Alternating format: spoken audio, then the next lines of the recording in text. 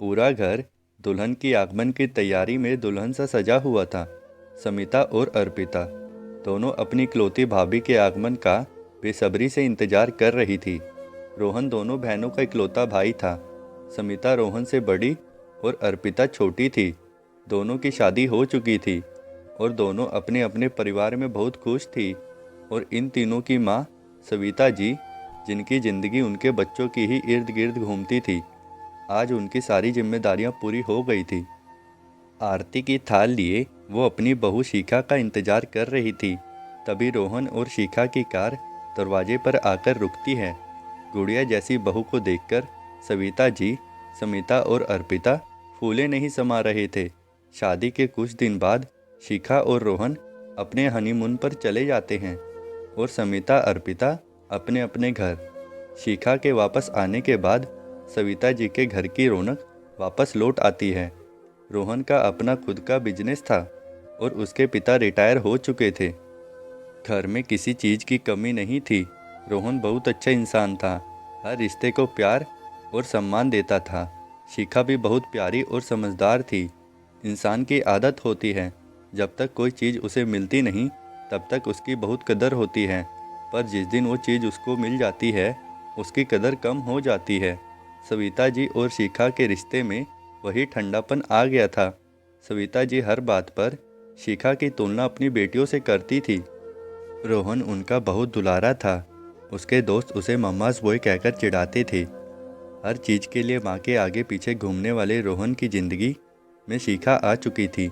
जाहिर सी बात थी, अपना काम और नई नई शादी के बीच वो माँ को उतना समय नहीं दे पाता था। रोहन के इस बदलते व्यवहार ने सविता जी के मन में असुरक्षा की भावना पैदा कर दी थी, जिसका असर उनके और शिखा के रिश्ते पर पड़ रहा था। शिखा अभी खुद 21 साल की लड़की थी। सास के स्वभाव में हो रहे परिवर्तन की वजह समझने की परिपक्वता नहीं थी उसमें। अर्पिता उसी शहर में रहती थी जो अक्सर घर पर आ जाती थी। शुरू शुरू में उसके और शिखा में बहुत बनती थी, लेकिन धीरे धीरे वो भी उससे दूर होने लगी। जो माँ अक्सर उदास और चुपचाप पड़ी रहती थी, वो अर्पिता के आने पर बिल्कुल बदल जाती थी। हर समय उसके आगे पीछे घूमती, उसकी पसंद का खाना बनाती, उसके साथ खूब हंसती बोलती। यह सब देख शिखा को अपनी माँ की बहुत याद आती थी। शिखा बहुत कोशिश करती थी कि माँ उसके साथ भी खूब खुश रहे, लेकिन सविता जी ने उसे अपने बेटे को उनसे दूर करने का कारण मान लिया था। साल बीत रहे थे।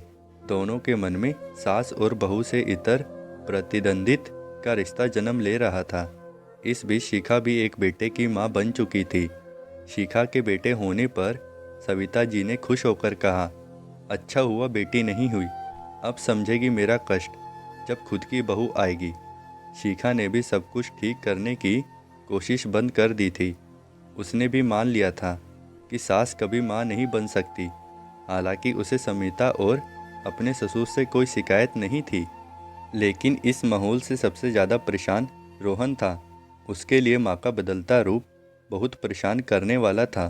जो माँ उसके बच्चे को वही स्नेह देती थी जो कभी उसे मिला था। जिस माँ ने अपनी अध्यापिका की नौकरी छोड़ पूरे जीवन अपने बच्चों के लिए समर्पित कर दिया, वही माँ आज उनसे विमुख होती जा रही थी।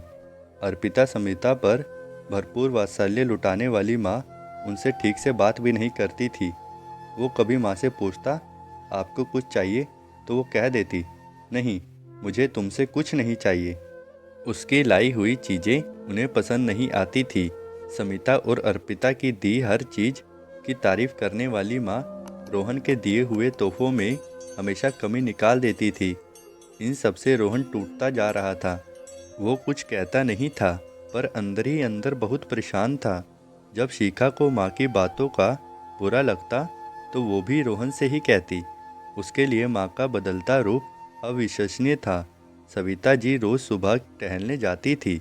एक रोज पार्क में एक कुत्ते ने उन्हें दौड़ा दिया, जिससे डगमगाकर वो गिर गई।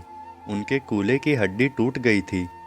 ऑपरेशन के बाद हड्डी तो जुड़ गई, लेकिन डॉक्टर ने उनका बहुत ख्याल रखने को कहा था। सविता जी के तीनों बच्चे और शिखा उनकी सेवा में लगे रहे थे। कुछ दिनों बाद अर्पिता और समिता जाने लगी। सविता जी ने उन दोनों से कहा, तुम दोनों के जाने के बाद मेरा क्या होगा? तब समिता ने कहा, ऐसा क्यों कह रही हो माँ? रोहन और शिखा तो तुम्हारा कितना ख्याल रखते हैं। रोहन तो बहुत परेशान रहता है तुम्हारे लिए। जब तक तुम्हारा ऑपरेशन चल रहा था वो भगवान की मूर्ति के सामने बैठा रहा। तुम्हारी दवाई से लेकर खाने पीने हर चीज़ का बहुत ध्यान रखता था। पता नहीं आपको उन दोनों का किया क्यों नहीं दिखता। सविता जी ने कहा, यह सब तुम लोगों को दिखाने के लिए होता है। तुम दोनों के जाने के बाद दोनों मियाँ बीवी खुद में ही व्यस्त हो जाएंगे। तब अर्पिता बोली, नहीं माँ, ऐसा नहीं है। हम लोग ही उन दोनों के लिए गलत सोचते थे। वो दोनों आपसे बहुत प्यार करते हैं। सच ही है, अगर कोई इंसान अपनी आंखों पर पट्टी ही बांध ले तो उसे सही गलत नहीं दिखाई देता।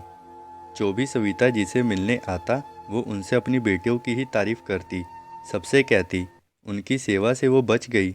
यह सब सुन शिखा को बहुत दुख होता, पर रोहन उसे समझा देता, अभी माँ की तबीयत ठीक नहीं है। वो जो कह रही है, जो भी सोच रही है, उस पर ध्यान मत दो। रोहन थोड़ी थोड़ी देर पर माँ के कमरे में जाता, उनको दवाई देना, फल खिलाना, सब कुछ खुद ही करता था। एक दिन सविता जी को बुखार हो गया था। रोहन पूरी रात माँ के सिराने बैठा रहा। सुबह जब सविता जी को थोड़ा आराम मिला तो उन्हें रोहन को अपने पास देख बहुत खुश हुई। बहुत सालों बाद उन्होंने रोहन को अपने गले लगाकर उसका माथा चूमा। इतने दिनों बाद माँ से मिले प्यार से वह अद्भुत हो गया।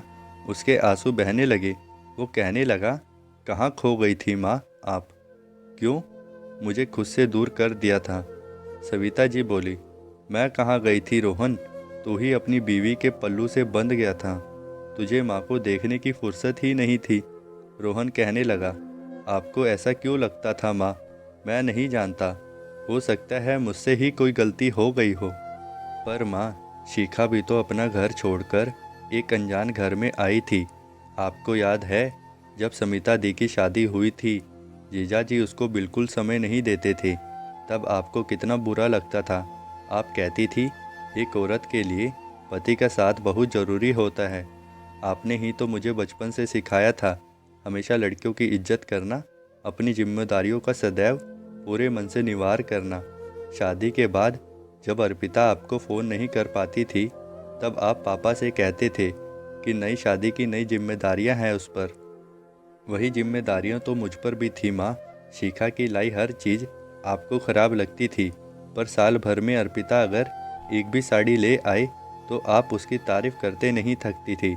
उन दोनों के फ़ोन पर हालचाल ले लेने से आप बहुत खुश हो जाती थी, लेकिन शिखा से कभी खुश नहीं थी। उसे भी तो इस घर में आपका प्यार चाहिए था। तू तो अपनी बीवी के भड़काने पर मुझसे दूर हो गया था और आज भी उसकी तरफदारी करने आया है। नहीं माँ, उसने कभी मुझे आपके खिलाफ नहीं भड़काया, लेकिन मैंने आपकी बेरुखी से उदास उसका चेहरा देखा है। मैंने इतने साल से आपकी नाराज़गी खुद भी झेली है। मैं ये सब देखकर कितना टूटा हूँ आपको नहीं बता सकता, लेकिन अब आपकी नाराज़गी नहीं झेल सकता।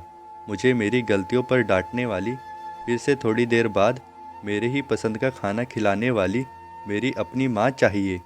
वीडियो पसंद आई, वीडियो को लाइक करें और चैनल को सब्सक्राइब ज़रूर करें ताकि आने वाली वीडियो आप सबसे पहले देख सकें। प्लीज़ चैनल को सब्सक्राइब ज़रूर करके जाइए।